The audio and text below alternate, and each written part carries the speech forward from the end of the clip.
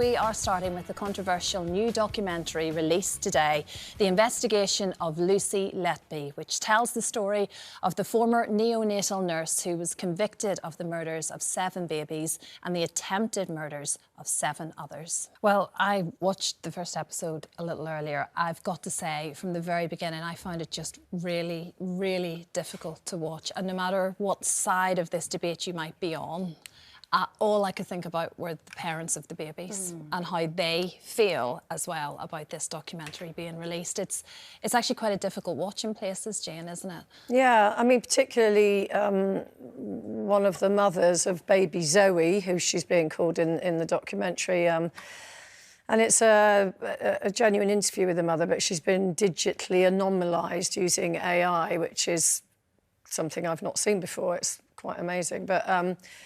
But she actually says, you know, I felt I had failed my daughter. When she needed me, I wasn't there. I can't forgive myself because, of course, it happened in another room while she was asleep. And, you know, that is the lasting legacy for the parents. But, of course, meanwhile, this documentary is about, has there been a miscarriage of justice? Is Lucy Letby the serial killer that she has been depicted as? Or is she innocent? And the documentary presents both sides of it. You see the footage, I think, pretty much for the first time of her being arrested at home.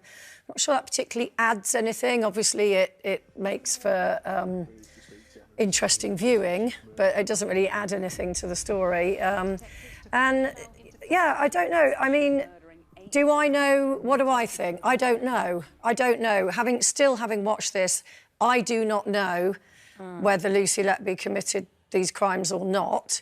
What I feel is that there's probably enough evidence to at least justify a retrial and to maybe go over it all again once and for all, because you have senior politicians, you have a criminal barrister, Mark MacDonald, you've got several medical experts, quite a few journalists, all coming down on the side of we're not sure whether this conviction is safe.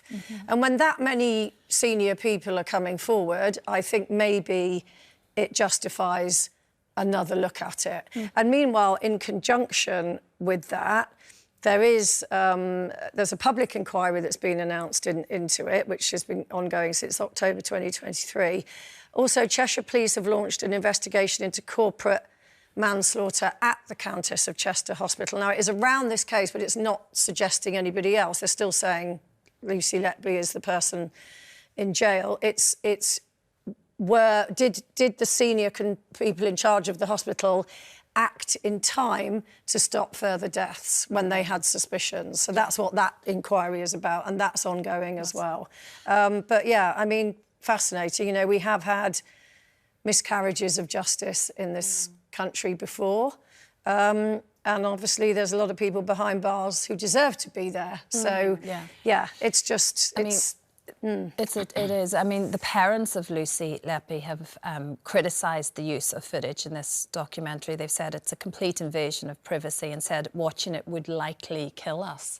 I did, like I say, it was a difficult watch. Yeah. Would you want to watch it? No, Kayleigh? I think as a mother and as someone that's been through a trial, it's probably not the kind of documentary I would choose to watch. But all credible documentaries, they're not sensational, they're not entertainment. They present you with the facts. And like Jane says, you know, it's a neutral presentation of here lays the facts that were shown before us. And I think for a lot of people, this will be the first time they've actually seen. Yeah, in depth. If you weren't in the court and you weren't reading everything at the time in online and in papers. Make no mistake, in the eyes of the law, the facts are Lucy Letby is a convicted murderer. And I'm always very cautious to comment on cases like this because, you know, those families have their children were the victims of her crime, and this must be incredibly traumatic.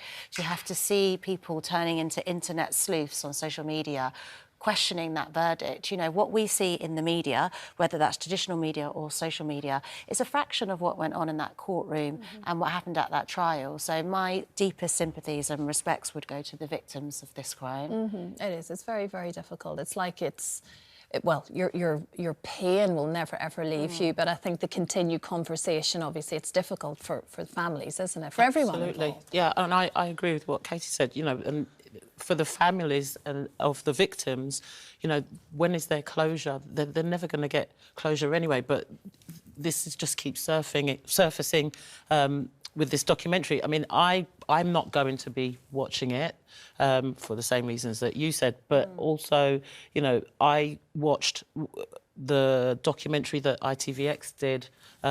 We spoke about this last year, Beyond Reasonable Doubt, and I watched that, and I was a person that was, she's guilty, and that's it, just based on things that I'd read in the paper and things like that. And then I saw this documentary, and it made me question myself. And, you know, I can understand what you're saying. It's like the people are having the right to make their comment and pass their judgment when we haven't got...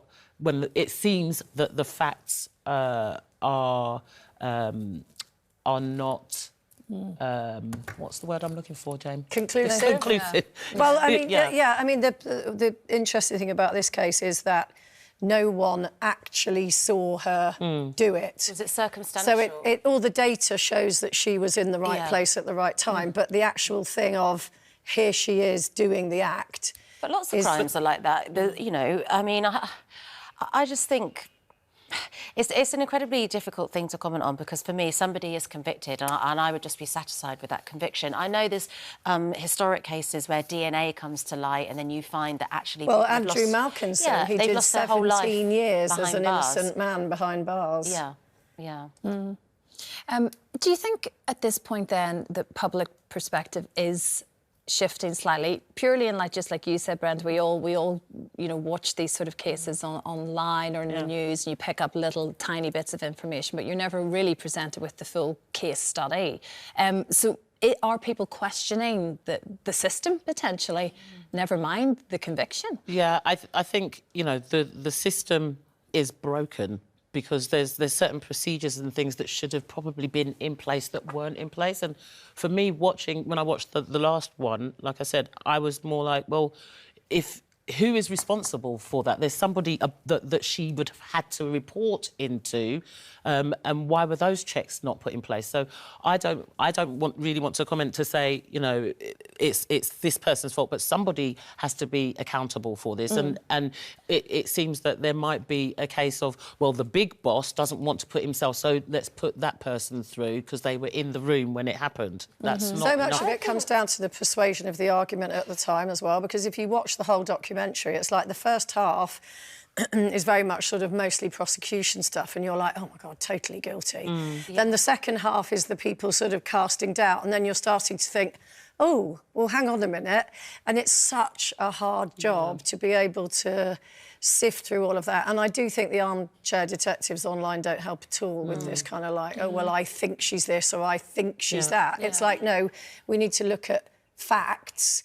And there's a lot of stuff of people judging her on her reaction in those recordings, and it's like we've been here before, haven't we, with the McCanns? Do you remember Kate McCann? Oh, well, she wasn't reacting as we thought you should react if your child has gone missing, etc. Everyone's different. I mean, it always makes me question, not just in Lucy Letby's case, but in many cases, how we select our jurors, you know, compared to the American justice system.